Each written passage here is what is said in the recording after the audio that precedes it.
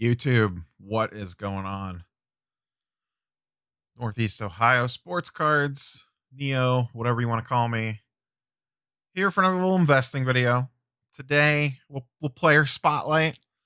And boy, am I glad I didn't pre-record this one like I almost did last night. Because today we're talking about Giannis. I almost recorded it last night, and I didn't have time. And lo and behold, this afternoon, he signed his extension. So for future people watching this, I am recording this on the day that he signed his 5-year max extension. Really a 4-year with an opt-out, but and I believe that plays a major factor when you're talking about him. So before we get into it, YouTube nonsense down below, like, comment, sub, all that jazz. Biggest thing I'll talk about today is the market movers links down there. Great time to get in with the season starting. 20% off code down below. We will be in market movers for pretty much the entire video today, going over some Giannis stuff. And to be honest, let's get into it. There's not a ton of Giannis, and I'm going to strictly talk rookies. We're going to touch on some other stuff, but this is mostly going to be rookie focused. There's just not a lot of good options, to be honest with you, in my opinion. There's options, but to me, there's only 3 legitimate options. But we'll talk about that in a second. So this isn't going to be, there's a lot to talk about, but there's not a lot of, it's not like Luka and Trae Young where you have a billion different things to choose from. And the other thing with this video is this stuff's going to be more expensive. That's just the way it is. There's not much in the way of value buys when it comes to Giannis cards, because the pop counts are so much lower. He's a 2-time MVP. 2013 rookie class. There just wasn't as much product out there. So it's harder to get into his stuff for a remotely reasonable price. So just kind of know that going in. There is one particular buy that I think is fantastic, but it is a little bit pricier than a lot of the stuff that we normally talk about around here, which is fine. Everyone's got different budgets. So Giannis signed today. What do I think that means for his immediate market? Will he see a slight bump up? Maybe, just because anytime a player is in the news for anything remotely positive, it seems to affect the market slightly. And the way that I view Giannis is to me, he's like a mutual fund, essentially. He's the safe thing, that when you're older, getting close to retirement, you put your money in because it's just going to do what it's going to do. And I think Giannis re-signing with the Bucks is that. He'll continue to keep going up. There'll be fluctuations, where it dips down during the offseason and all that jazz. And after they either get eliminated from the playoffs or lose in the finals or whatever. But I think year over year, if you look at like his card prices at the beginning of a season or right before the playoffs start, I feel like they're going to consistently be up year over year, riding the waves in between. So Giannis is the ultimate long-term hold of, I'm not counting LeBron in this, but of active players not close to retirement, he's the guy that you want. He already has 2 MVPs in the bank, and he's a ring away from basically certifying himself, as an all-time great player, potentially. He's on the cusp of that if he gets some rings. So him signing his extension, I don't think affects that. What I think it takes off the table is, and what I was excited for, and I've mentioned it in earlier videos, if he would have opted to not sign the extension and next year he went to, let's say, the Mavericks, could you imagine what the market would have done if Giannis signed with the Mavericks and teamed up with Luka? How absolutely insane it would have been for both Giannis's prices and Luka's prices. Let alone the fact that they would instantly be, probably, depending on what the rest of the team looked like, an NBA title contender for the next 3 to 5 years. Like, they're immediately penciled into the Western Conference Finals, most likely. So him staying in the East, do I still think he can win a championship with the Bucks? Sure, because he's one of the best players in the league. They brought in Drew Holiday, Chris Middleton. They've limited their options on what else they could do in terms of bringing in talent with the Holiday trade. But I absolutely think they could still win a title, but I think it does hurt. It makes it more difficult for him. The East is no cupcake anymore. It's still not as loaded as the West, but the upper tier of the East is really good. And we'll see what they could do this year with their new look version of that team. But this is pretty much their team for at least a while now. They can't really trade draft picks for a hot minute. So it's not like you're going to spin Drew Holiday into something better in a year or two if it doesn't work out. And to me, this is basically a 4-year deal. There's no way he doesn't opt out after 4 years. He may opt out and re-sign with them. But if things don't go right, he could absolutely opt out. And this doesn't necessarily take him requesting a trade off the table either. So regarding card prices, the one thing that him re-signing I think does do is it holds the value of his cards in Bucks jerseys, you know. So say I'll use like this most recent Mosaic set as an example, and you could go pick any year that you want. This is just the one that jumps top of mind because I have a couple of them. Like his Mosaic base card, or his like Mosaic MVP trophy card in the green parallel looks amazing. With the Bucks colors and all that, like that sort of stuff. I don't think we'll lose value. It might get a slight bump. This isn't like me saying go out and buy it, but I'll tell you what it did make me do. I had a few of them in a grading pile, and I took them out of the grading pile because I was like, if he announces he's not re-signing that extension, these aren't going to be what they are. However, now that he is signing the extension, I'm moving those back into the grading pile because if he wins a title with the Bucks or they're in contention for it in the lead up to that run, or maybe another MVP season or whatever, I think that those will get a little bit of an increased value. And it's not like, you're going to sell them and go retire off of it, but I think it makes it worth the grading effort and cost. You could throw it in a bulk sub and whenever they come back, because he's at least going to be there for the next few years. But like I said, I do think him re-signing removes that spike from his prices where if he went to like the Mavericks, specifically the Mavericks was the one, like you're not going to see that big spike on his prices. So, all right, let's get into it. So the creme de la creme, and we're not going to talk about like rare parallels and autos. We're going to talk mostly standard set base cards because these are already going to be expensive enough. So the main Giannis rookie card is his Prism, 2013 Prism. Full disclosure, I own one of these in a BGS 9.5. And I did include all the charts that we're going to look at, except for one, is PSA 910 and BGS 9.5. I purposely excluded Raw from this list. If it was me and I was looking to buy into Giannis from an investment, quote unquote, standpoint, I would not buy Raw. Maybe I'm leaving, at least not a Raw that I couldn't see in person. I would not buy Raw off eBay or a Facebook group or Discord or IG or whatever. My sense is if you have a Giannis Raw and you're trying to sell it Raw, there's a reason why you're trying to sell it Raw. It's not like these were just pack pulled in the fall when Prism came out or whatever. These have been sitting in boxes for 7 years now. And Giannis has been amazing for 4 of those 7 years and a 2-time MVP. Guess what? If it was in that great a shape, it would have been graded already. Like I said, different story if I could go to a card show, pick it up and feel it, look at it, check the surface and all that stuff. But I'm not buying Giannis Raw off online. Just not doing it. Maybe a Star Stock A, but there's really not much Giannis on Star Stock. So the creme de la creme is the PSA 10 Prism. It currently sells for, on today's market, at around 4K. The PSA 9 is around 1,300, and the BGS 9.5 is half the PSA at 2,100, which is about normal. And we're seeing the normal 3x on the PSA 10 versus the PSA 9, give or take a little bit there. Nothing too crazy. What I would expect to see. At one point in time, and I meant to pre-pull this chart, and I did not, so we're going to do it live. I wanted to see what Giannis's peak value was on his Prism base during the height, just for a comparison standpoint. I did not put the date range in correctly. So I believe it peaked in early August.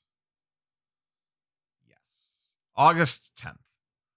So in the summer, in the early days of the NBA bubble, this card was well over $6,000 and touched $7,000 at one point in time. And you could see the arc here where it dips way down. And I'm just looking at the 10, but all the cards basically follow this exact same pattern to some degree or another.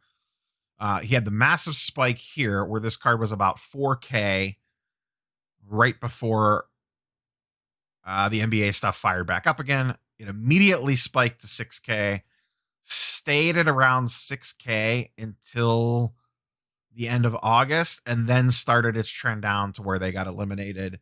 And then it bottomed out. I looked at this earlier on basically October 1st at $3,000.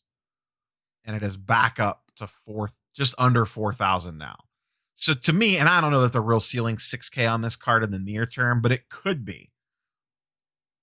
We know that people were willing to purchase this card for $6,000 plus. Once again, peak of the market, crazy times. Do we get back there? I don't know. Nobody does. Anyone that tries to tell you different is just making it up because nobody knows. But we at least know at some point in time, someone was willing to pay $6,000 for that card. Is that realistic in the future?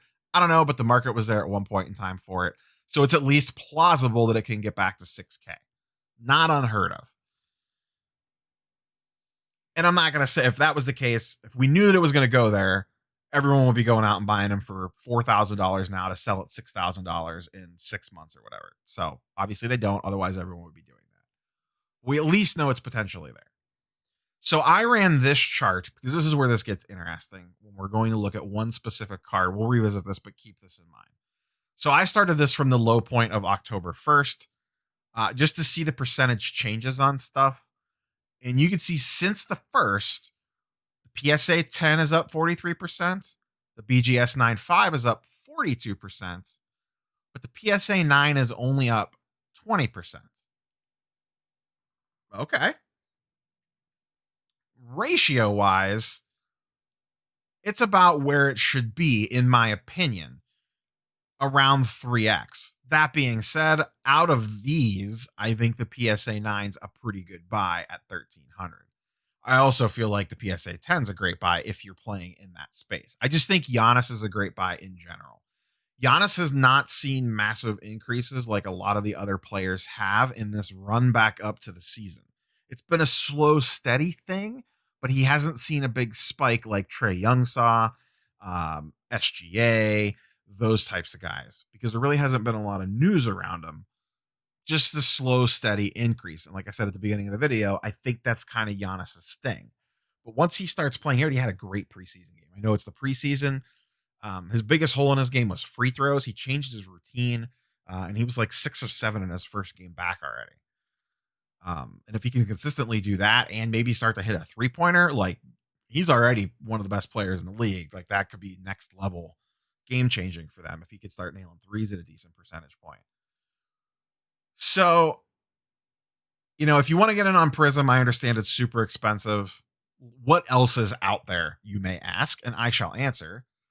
To me, the next card down, if you can't go for the Prism, is his Select. Oops, that's the high chart. Is the Select, and that's this one. Once again, PSA 10 Prism, PSA 10 Select, PSA 9 Select, BGS 9.5. Same time period for the chart, October 1st through today's current date. And I did not mention this on the Prism ones, but the pop counts are low on these. So the PSA 10 only has a pop count of 2,400. The PSA 9 only has a pop count of 870. That's not a lot. When you look at the Select, the PSA 10 pop count is only 1,000. The PSA 9 pop count is only 400. That's why these cards is partially the reason why they're so expensive. Other than that, he's a god on the basketball court. But there's just not a lot of them out there. So it's a very small inventory with a lot of demand for them. So Giannis's PSA 10 Select currently going for 1,600. PSA 9 currently going for around 600. And once again, the BGS 9.5 about half the PSA 10 at 850. Once again, when you look at this, so let's check the ratio. I really like the ratio tool. It just makes it for me not having to save math.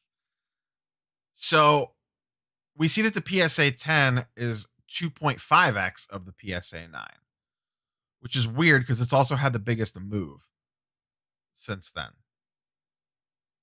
So in theory, this should actually be a little higher. Dip down a little bit here, but normally you like to see 3x. It's a little closer than that, but the percentage change is also higher on the PSA 10. The PSA 10's actually gone up more compared to the 9 and the BGS 9.5. But this all lines up correctly. So maybe it's just, you could see the 9. Actually, the 9 did start there. Okay, interesting. The 10 didn't start at exactly the same point. There's not as many sales on these, so the data gets a little bit trickier. Um, but either way, I would be perfectly fine buying any one of these. I really like the Select as a secondary option. Um, the key thing that I like to look at is 40%, 20%, 20% up.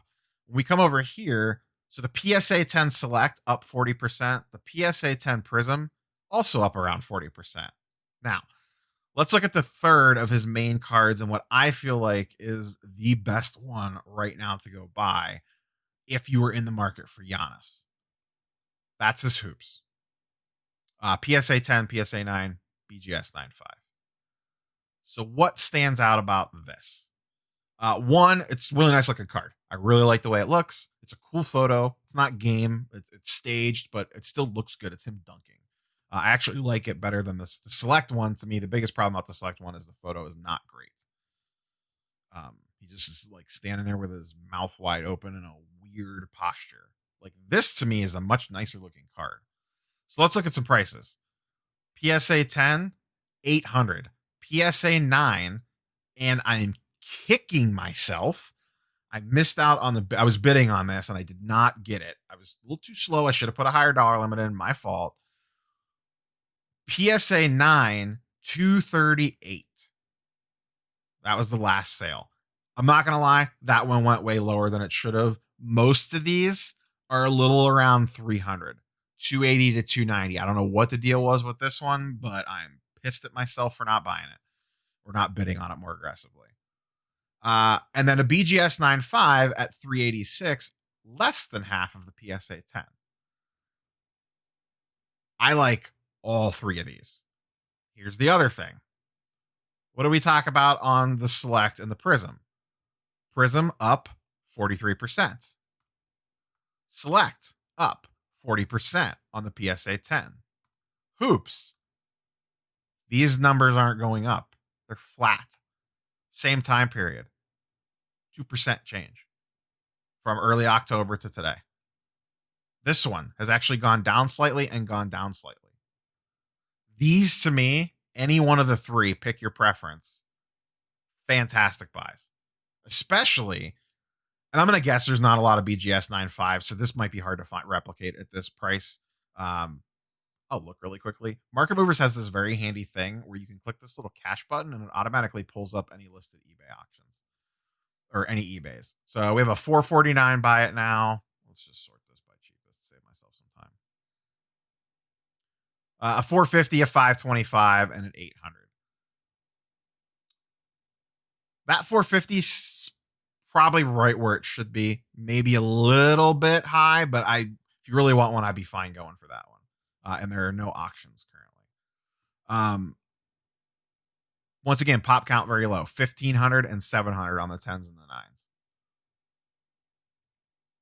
Any one of these three to me feel like an amazing buying opportunity. Just when you look at the numbers, it just doesn't make sense. Why are his other two cards up and the hoops aren't? And it's arguably a better looking card. I think people just forget about this. And you can get into this relatively reasonably. So let me ask you this.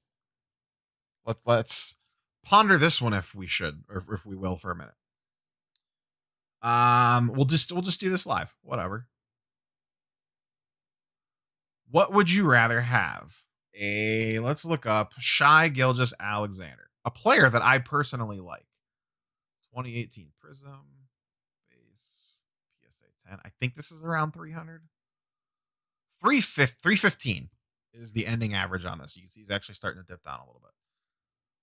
SGA PSA 10 Prism, $300, or a Giannis Hoops for $300. Which one has more ceiling, do you think?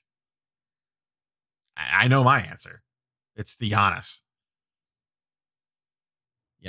That's not even a question. SGA is a fun little guy. Sure. Guess what SGA is not doing? He's not playing for an NBA title this year. No chance. No chance. Giannis may not be, but he's got a pretty good chance. SGA going to be in the MVP finalist contention? Don't think so. Yeah, it's not the Prism rookie. Yeah, it's a PSA 9 instead of a 10. This guy's won 2 MVPs. The pop count on this combined between the 10 and the 9 is around 2,500. 1,500 on this PSA 10. I have a feeling this is going to go way up, by the way.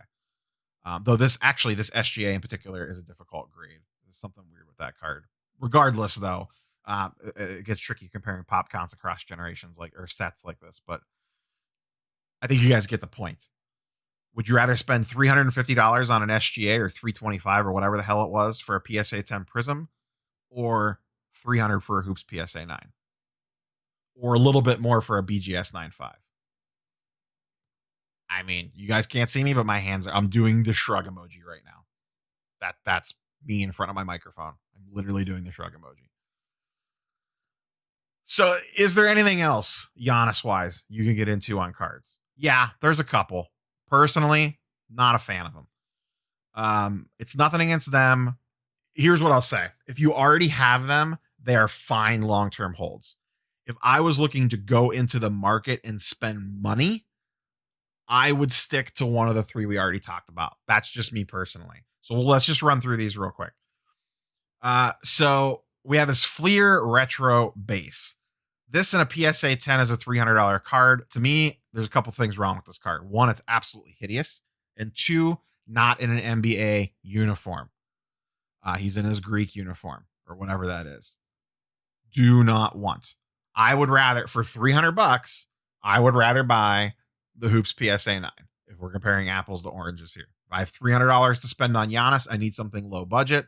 I am going for the Hoops PSA 9 over this 100 times out of 100. All right. Next. Pinnacle Base. Fine looking card. Currently goes for around $1,000. Actually up 30%. Interesting. Looks nice. Very low pop count. Only 87. Personally, I would rather go with the Hoops. I think the picture looks better, and the Hoops is just a slightly better known brand. Pinnacle hasn't been around for a while. I don't think most people, I'm going to be honest with you, I bet you most people don't even realize this card exists that have only been playing in modern stuff. It's a fine card. If I already had one, I would absolutely be sitting on it and feel great about it. If I have $1,000 to go spend on Giannis, if I got my $1,000 check from grandma for Christmas and I want to go buy a Giannis card, it's not going to be the Pinnacle Base. I would go with, maybe a select PSA 9. Actually, I'd probably just go with the Hoops for less. I would honestly go with the Hoops PSA 10, or maybe get a PSA 9 select and a PSA 9 Hoops. I'd rather have those 2 than the 1 Pinnacle. I understand the pop count's really low and all that jazz, but it's whatever. Next up, Prestige. PSA 10. Terrible photo in my opinion. Pop count's around 600. Once again, pop count stuff on Giannis to me doesn't really matter on base cards because they're all small relative. He's not even looking at the camera. He's looking down, whatever. Once again, I don't feel like people know that Prestige exists in the current NBA market. Around a $500 card. For around $500, I'd pay a little bit more and get the select PSA 9. Or once again, I would go back to the Hoops. You're not going to be able to play in most of the Prism stuff due to the price. I guess the Pinnacle for $1,000, I'd rather spend the extra $300 for a PSA 9 Prism if it was me. Upper Deck SP Authentic. Very low pop. Well, actually, this is one of the higher pop count cards. Sorry, I was thinking of the next one. About 1,700 of these, only around $300. You notice the 2 cheapest cards on this list? International jersey, not NBA jersey. That's a huge problem. That's the reason why they're the cheapest. Once again, if it was me personally and I had $300 to spend, I would buy the Hoops PSA 9 over the SP Authentic. Better looking card and NBA jersey. I mean, he's like in an oversized practice jersey. It's a fine card if you have it. I would absolutely hold it. I wouldn't sell it. And I'd let it ride, or maybe sell it and buy a PSA 9 Hoops, whatever. And last but not least is the totally certified. Smaller pop count. There's only 67 of these, a lot like the Pinnacle. Okay photo, okay card. Once again, I don't think most people collecting modern NBA even know what the hell totally certified is. PSA 10s go for around $600. And stop me if you've heard this before. For around the same price, I would rather have the PSA 9 Select or two hoops PSA 9s for around 300 each. That's just me. To me, those are the main cards. Yeah, you can get into a bunch of rare parallels and all that stuff, but the price point goes to the moon. So, um, that's pretty much all I have for you guys. The main takeaway from this should be look at the hoop stuff. To me, it's a great buy. And just think before you pull the trigger on one of these quick flip guys like an SGA or a um, DeAndre Ayton or a Taylor Horton Tucker, whatever. Would you rather have that or a Giannis PSA 9 of one of his three main rookies? I mean, that's my walk-off shot. That's all I got for you guys. Like, comment, sub, all the YouTube nonsense down below. We'll catch you guys on the next one. It will be tomorrow. Assuming everything goes as planned, I am picking up a hobby hybrid box of Hoops premium stock that I'm going to rip for you guys, even though ripping is not smart when it comes to investing. But we're going to do it because I feel like ripping. So, Christmas present to myself, I want to rip some packs. That's all I got for you guys today. Catch you guys on the next one. Peace.